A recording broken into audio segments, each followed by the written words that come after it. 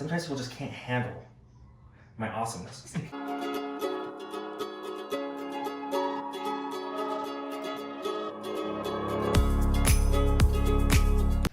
Thank you for being here right now with me.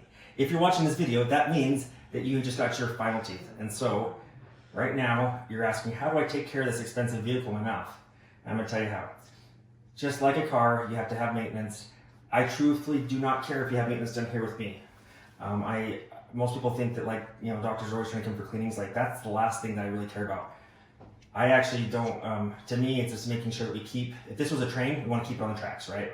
You spend a lot of money on this. And so what's the most important thing? Twice a year, you come back for cleanings, but we call them maintenance visits because we're doing more than just cleanings. The first question I get is, do we take the device out every time? And the answer is no. We don't want to take the device out if we don't have to. The reason why is because every time you turn a screw that's been torqued, you actually distort the screw a little bit. And that's why I told you, you know, every couple of years you're going to have a screw replaced. So the big thing here is that if you clean really well and we look, so there's really three things we're looking at. We're looking at the bone. So we look at your x-ray and we compare it from, you know, the last 6 months to this one. And as long as those two look the same, then we consider it's looking good. Okay, if we start to see bone drop, then it's like, okay, what's going on? We have to diagnose what happened. If bone stays high, implants stay healthy. Okay, so that's the number one thing. The second thing, when we're looking in the mouth, we're looking at the gums around the implants. Do they look red? If they're red, that means there's inflammation and there's probably food that's got caught back there or some type of inflammatory response. Usually, again, it's just plaque or something like that. And so if we see redness, then we take the device off too. Okay. The other thing that we'll do is I'll take a little Explorer and I'll run it underneath it. And if I see, an Explorer just running it shouldn't hurt.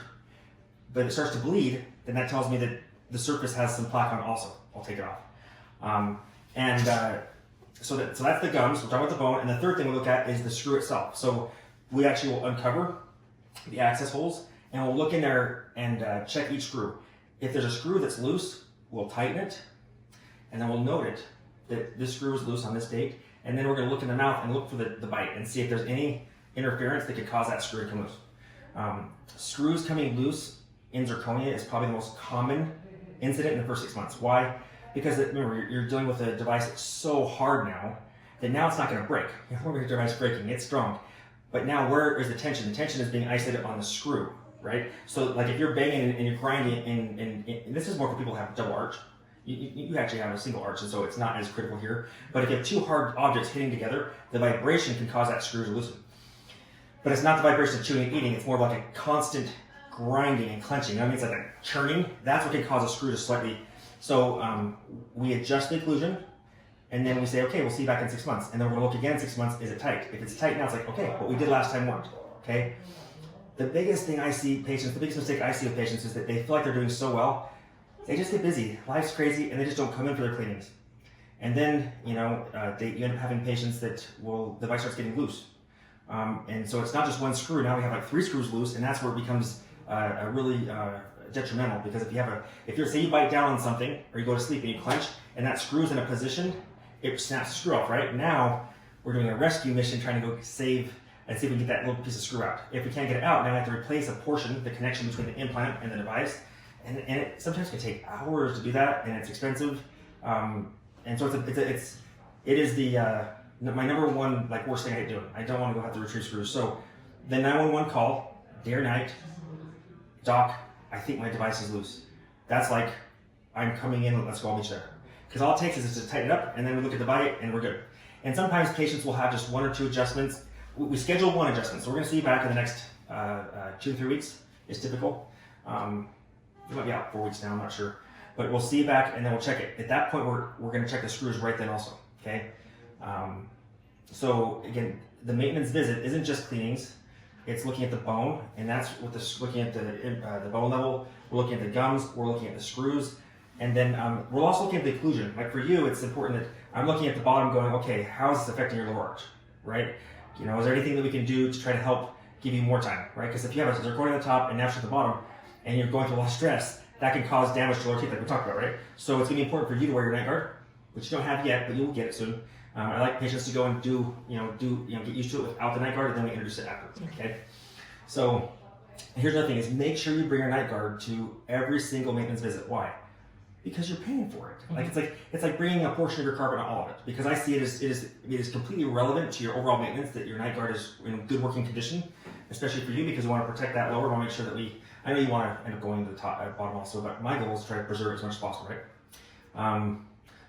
Okay, so we talked about every 6 months. If you're doing a really, really poor job at cleaning, that's when we're going to tell you, right? That's why I don't like people skipping and going once a year, because if you wait a year and you have one place that's consistently getting food caught, now you might have gum irritation, but bone loss, and now it's something that we have to do grafting on, where if we just come in on a regular maintenance, we would have caught it and corrected it quickly. Does that make sense?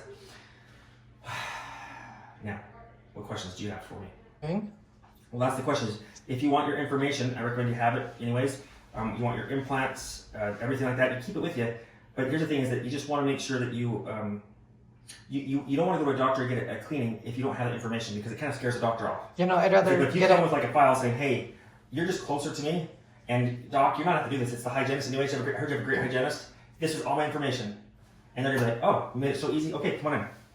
Right? Especially if they know you're going to have a lower. Like, oh, I'll do the lower. A lot of doctors will qualify to be able to do cleanings, right? But at the end of the day, it's a good hygienist in most offices, but they just have to be really confident at taking the device on and off. And I'll stick to here. I came here for a reason. Let's see here. What other questions do you have? None yet.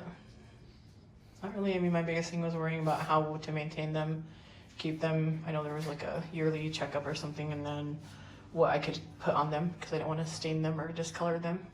So there's, the next thing is this is like a glass. So there's no staining. Okay, you're not going to stain them like you would your other stuff that kind of just, you know, they're like glassy, and so that you'll notice that cleaning underneath them is a dream. Okay. You're not going to get, like, things just don't adhere. It's like trying to adhere to glass. It doesn't happen. Okay. They're nice and smooth underneath. We made sure of that. What am I missing? I haven't done this for a while. What else? The biggest complication that I see with this device is just, and this is usually with grinders that have a double arch, that we often make the mistake as a doctor, as a lab, we get a little aggressive in like how sharp we make these teeth, because we want to give you sharp teeth.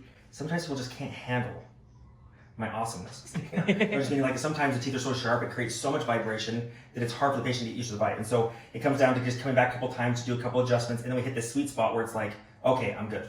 And then I never see them again. I don't try and beg them to come back for cleanings. And so, other than that, I think that's pretty much it. Water pick. Oh, the rinse. You can call my office anytime and get a refill on that rinse. The blue stuff is the stuff I gave you at surgery. Okay. The green stuff. I recommend using that once a week. You don't have to do this, but once a week using that, like rinsing your mouth out, and then because what it does is it kind of helps hit the reset button. It cleans everything out, but you have to do it regularly. Okay. The question I get all the time is, what if I start to develop space in between, meaning that the gums and the bone actually shifts in the places where there's no implants? I haven't seen that in 7 years of doing this. I've only seen that a couple times in patients that are super unhealthy. But if it does happen, then we catch it when you're cleanings, and early on, we would make an adjustment where we have to add some porcelain. It's so important. That's why it's so important to clean it, because if you're cleaning it regularly, it's less likely, because remember, what causes bone loss? Bone loss is caused by inflammation of the gums. So when the gums get inflamed, it's like all these like chemicals coming to the site, and the bone is a wuss. The bone never fights, it just retreats. And so it's like, I don't want to deal with it, and the bone goes away, right? So that's, at the end of the day, that's kind of how I describe it. So that's why we're looking clinically. You're not paying me to actually clean your teeth. What you're paying me for, or paying my staff for, or whatever we're doing, it's the perspective. You can't see in the mouth. It may feel great, it may feel like everything's good, but you can't see the redness. You might not even feel it. And so that's what you're paying someone is for, is the perspective of, yes, you got to clean better right here. You're getting food cut right here. Hey, we need to make a small adjustment. Oh, your occlusion's off. It's those little things that if you do it early, these devices are built for, like, they're built forever. But it comes down to maintenance and patients just listening, which is my hardest thing. No one ever listens to me. I have a few. I'm worried about you because you don't listen to me. No.